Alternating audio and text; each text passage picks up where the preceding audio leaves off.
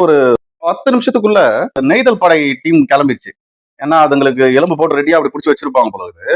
உடனே அதுங்க கிளம்பிடுச்சுங்க. விஜய் சார் தான் இதை வந்து செஞ்சிருப்பாரு. அரசியலுக்காக அந்த படத்தை எடுத்து வச்சுட்டு இருந்தாங்க.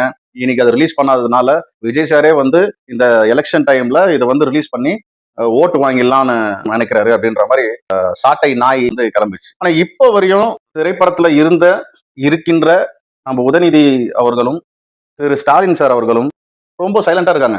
அந்த படம் ரிலீஸ் ஆனதுக்கு மனசு கஷ்டமா இருக்கு. ஏன் அப்படின்னா, நானும் சினிமாவில் ஆக்ட் பண்ணவன் தான். நான் கிட்டத்தட்ட ஒரு 6-7 படம் பண்ணியிருக்கேன்.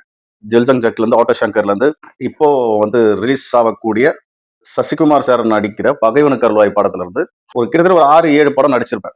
அந்த ஷூட்டிங்ல வேலை செய்யறவங்க அவங்க எல்லாம் எவ்வளவு கஷ்டப்படுவாங்க. ஒவ்வொருத்தரும் ஒரு சீன் எடுக்கிறது எவ்வளவு கஷ்டப்படுவாங்க. அந்த கட்டு, இந்த சீன் வரல, இதோட கண்டினியூட்டி இல்ல, லைட் போகுதுன்னு வரு, சீக்கிரமா இந்த ஷாட் எடுக்கணும்னு வரு, அதோட பரபரப்பு, அதோட கஷ்டம். உண்மையிலேயே ஷூட்டிங்ல போய் உட்காரும் போது தான் அதோட கஷ்டம் நமக்கு தெரியும். படத்தை அன்அபிஷியலா ரிலீஸ் பண்ணியிருக்காங்க.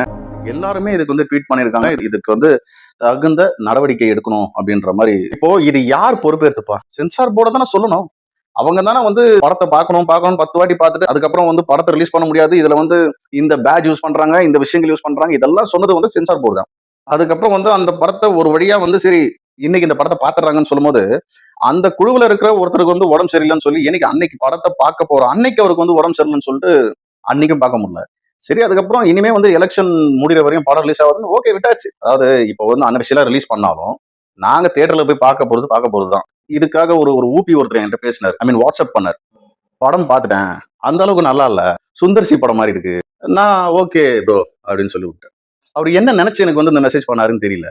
ஒரே ஒரு ஆளை அரசியல்ல வந்து டிஎம்கே பண்ணாதது எதுவுமே கிடையாது, டிஎம்கே எல்லாமே பண்ணும்.